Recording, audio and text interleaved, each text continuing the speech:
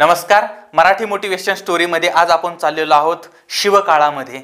शहाजी राजे आणि मासाहेब जिजाऊ यांच्या मनामध्ये स्वप्न होतं की आपल्याला स्वराज्य निर्माण करायचं आहे आणि ते स्वराज्य निर्माण करण्यासाठी शहाजी राजांनी जिजाऊ मासाहेबांना महाराष्ट्रामध्ये ठेवले. त्यांच्याबरोबर ती छोटासा शिवाजी राजा आहे आणि दुसऱ्या बाजूला स्वतः ते कर्नाटकामध्ये राहिले आणि त्यांच्याबरोबर ती संभाजी राजे आहेत आणि दोघही एका बाजूला शिवाजी राजे आणि जिजाऊ मासाहेब, दुसऱ्या बाजूला शहाजी राजे आणि संभाजी राजे.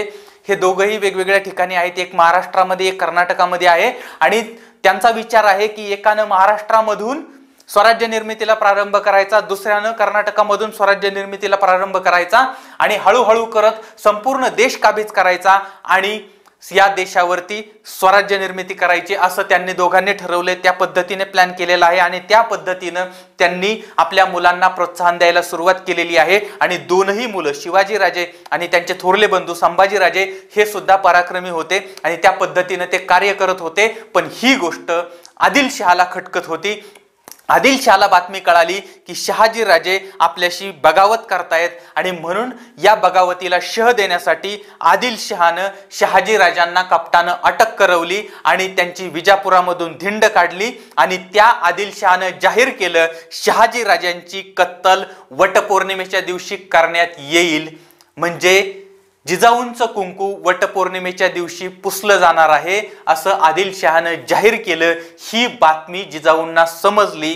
त्यांचं कुंकू धोक्यात आहे आणि ही बातमी त्यांना समजते न समजते तोच त्यांना दुसरी बातमी समजली. कर्नाटकामध्ये संभाजी राजांवरती फर्राद खान नावाचा एक सेनापती आहे, तो चालून येतोय आणि तो आता संभाजी महाराजांना संपवणार आहे. म्हणजे दुसरी बातमी जी आलेली आहे ती आहे की तुमच्या मुलाला म्हणजे थोरल्या संभाजी राजाला संपवण्यासाठी एक शत्रू चालून येतो आहे. आणि ही बातमी कुठे येते न येते तोच जिजाऊ मासाहेबांना तिसरी बातमी कळाली की शिवाजी महाराजांना संपवण्यासाठी फत्तेखान महाराष्ट्रामध्ये चालून येतोय. आता विचार करा, एका बाजूला पती अटकेमध्ये आहे, वटपौर्णिमेच्या दिवशी जिजाऊंचं कुंकू पुसलं जाणार आहे, दुसऱ्या बाजूला थोरला मुलगा त्याला मारण्यासाठी फर्राद खान आलेला आहे, तिसऱ्या बाजूला त्यांचा धाकटा मुलगा शिवाजी त्याला मारण्यासाठी फत्तेखान आलेला आहे. त्या आईचे दोनही मुलं धोक्यात आहेत, कुंकू धोक्यात आहे. एका बाजूला थोरला मुलगा मारला जाणार होता, दुसऱ्या बाजूला धाकटा मुलगा मारला जाणार होता, तिसऱ्या बाजूला कपाळाचं कुंकू पुसलं जाणार होतं आणि या सगळ्यांमध्ये स्वराज्य संपून जाणार होतं, स्वराज्य नष्ट होणार होतं. आता विचार करा, त्या आईनं करायचं काय, त्या पत्नीनं करायचं काय, त्या स्त्रीनं करायचं काय? त्या ठिकाणी जर दुसरी एखादी सामान्य स्त्री असती तर त्या स्त्रीनं आत्महत्या केली असते, स्वतःला संपवलं असतं. कारण एवढी सगळी बर्बादी पाहण्यापेक्षा, एवढी सगळी बर्बादी ती स्वतःच्या डोळ्यानं पाहूच शकत नाही, त्यापेक्षा स्वतःला संपवणं हा एकमेव मार्ग सामान्य स्त्रीच्या समोर असता आणि तिनं त्या पद्धतीनं केलं असतं. पण लक्षात ठेवा, जिजाऊ मासाहेब ह्या रडणाऱ्या नव्हत्या, त्या लढणाऱ्या होत्या आणि त्यांना ही गोष्ट माहीत होती की ज्यावेळी तुमच्यावरती हजारो संकट चालून येतात त्यावेळेस तुम्ही तुमचं डोकं शांत ठेवायचं असतं. त्यावेळेस मात्र या संकटाशी कसं लढायचं याचं प्लॅनिंग करायचं असतं. आणि त्यावेळी जिजाऊ मासाहेबांनी संभाजी राजांना आदेश दिलेला आहे तुम्ही लढा, त्या फर्राद खानाशी लढा. शिवाजी राजांना आदेश दिलेला आहे की तुम्ही त्या फत्तेखानाशी लढा. म्हणजे या दोनही मुलांना जिजाऊ मासाहेबांनी लढण्याची प्रेरणा दिली आहे आणि एका बाजूला ही प्रेरणा दिली आणि दुसऱ्या बाजूला जिजाऊ मासाहेब विचार करतायत आता काय राजकारण केलं पाहिजे, आता काय केली पाहिजे की जेणेकरून या आदिलशहाला शह दिला जाईल. आणि म्हणून जिजाऊ मासाहेबांनी दिल्लीला निरोप पाठवला, दिल्लीच्या बादशहाला शहाजहानला, आणि त्याला सांगितलं की शहाजी राजांचा जीव धोक्यात आहे, तो तुम्ही वाचवू शकता आणि जर तुम्ही शहाजी राजांचा जीव वाचवला तर आमच्याकडून तुम्हाला प्रचंड मदत होऊ शकते. पण जर त्यांचा जीव वाचवला नाही तर मात्र महाराष्ट्रामधून उठाव होऊ शकतो. अनेक असे राजे आहेत जे तुमच्या विरोधात उठाव करू शकतात, दिल्लीच्या विरोधात उठाव करू शकतात. आणि ही गोष्ट जिजाऊ मासाहेबांनी दिल्लीश्वरांना सांगितली, त्यांना ती पटली आणि तिथून निरोप यायला लागलेला आहे की तुम्ही शहाजी राजांना सोडा.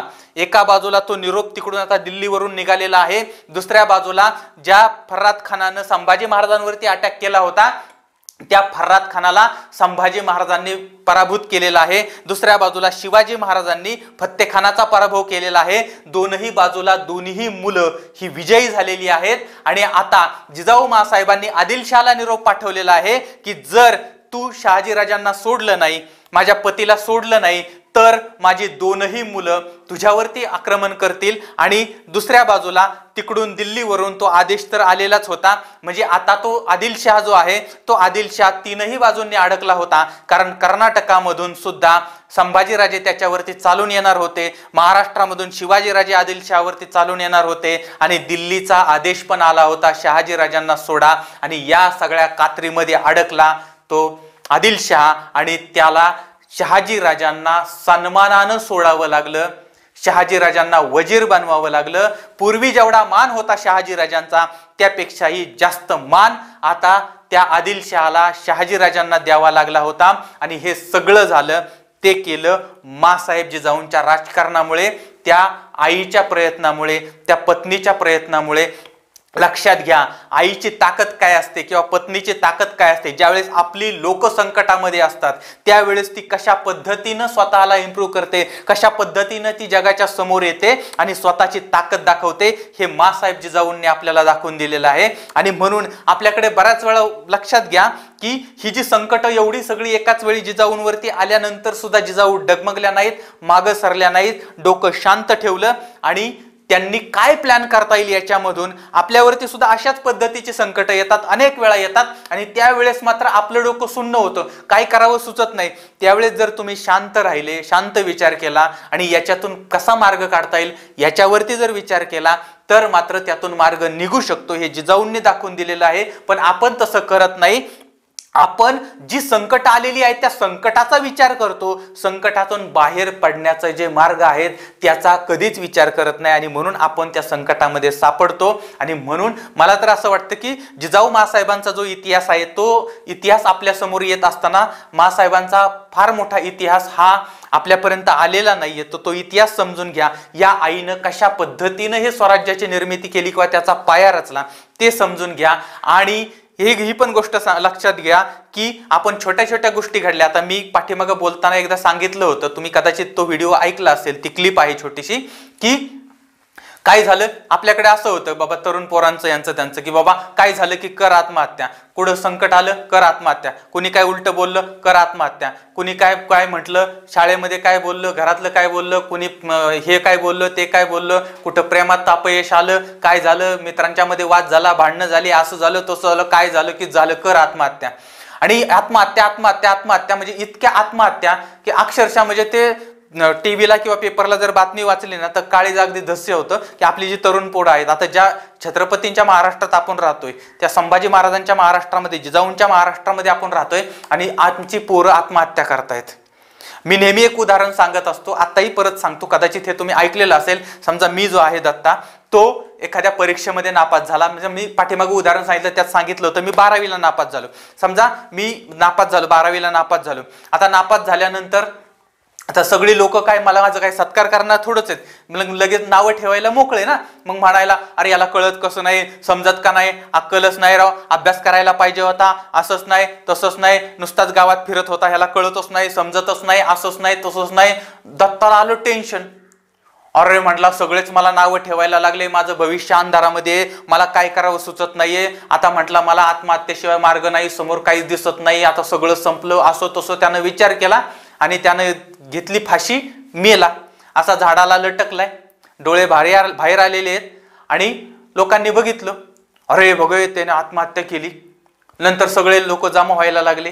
त्याच्यानंतर मग म्हणजे अरे खाली घ्या, नाही म्हणले त्याची डेड बॉडी झाली आता ती, त्यामुळे पोलीस आल्याशिवाय. आणि नंतर मग पोलीस आल्यानंतर त्याला खाली घेतलं. आता खाली घेतल्यानंतर मग आता सगळे अरे बिचारा चांगला होता आणि आत्महत्या करायची का, नापास झालं म्हणून कोणी आत्महत्या करतं का, अरे मी तर 10 वेळा नापास झालो होतो पण मी केली का आत्महत्या, नाही केली. मग अरे शिक्षकांनी नीट शिकवलं नसेल म्हणून झाला असेल नापास.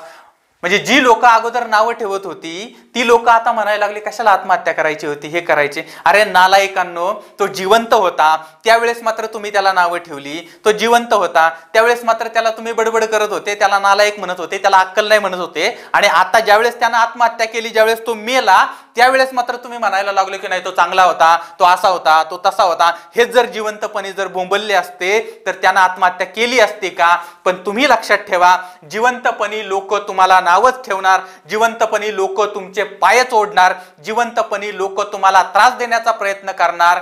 आणि मी काय म्हणतो, अरे मग अशा लोकांसाठी, अशा फालतू लोकांसाठी जे जिवंत, तुम्ही मेल्यानंतर तुम्हाला चांगलं म्हणतील, जिवंतपणे तुम्हाला नावं ठेवतील, अशा लोकांसाठी तुम्ही आत्महत्या कशाला करायची? अरे आत्महत्याच करायची तर त्यांनी आत्महत्या करावी जे तुम्हाला नावं ठेवतायत. आपण का आत्महत्या? आणि असल्या दळिंद्री, दळभद्री, नालायक लोकांसाठी अजिबात आत्महत्या करू नका. लक्षात ठेवा, कायम लक्षात ठेवा, आपण केलेली आत्महत्या ही आपली सगळ्यात मोठी चूक आहे. आपल्या समोर मासाहेब जिजाऊंचा आदर्श ठेवा. ज्या जिजाऊंवरती एवढी संकट आली तरीही त्या जिजाऊ मासाहेब त्या संकटातून बाहेर पडल्या. आणि आज आपल्याला जे स्वराज्य, छत्रपतींचं स्वराज्य जे दिसतं आहे, त्या स्वराज्याची मूळ प्रेरणा ही जिजाऊ मासाहेबांची आहे, शहाजीराजांची आहे. आणि यांच्या प्रयत्नातून, यांच्या कष्टातून आणि यांच्या बुद्धिमत्तेतून हे सगळं स्वराज्य निर्माण झालंय. आम्ही शिवाजी महाराजांचं नाव घेतो, संभाजीराजांचं नाव घेतो, मासाहेबांचं नाव घेतो, शहाजीराजांचं नाव घेतो, आम्ही त्यांचं नाव घेतो. आता आम्हाला त्यांचा आदर्श घेण्याची गरज आहे. तुम्हाला काय वाटतंय? आणि जाता जाता तुम्हाला ही पण विनंती करतो की जर हे व्हिडिओ तुम्हाला आवडले तर जास्तीत जास्त लोकांपर्यंत शेअर करण्याचा प्रयत्न करा, कारण याच्यातून कोणाचं तरी काहीतरी भलं होऊ शकतं. पुन्हा भेटूया उद्या रात्री 9:30 वाजता. तोपर्यंत धन्यवाद. जय हिंद, जय महाराष्ट्र.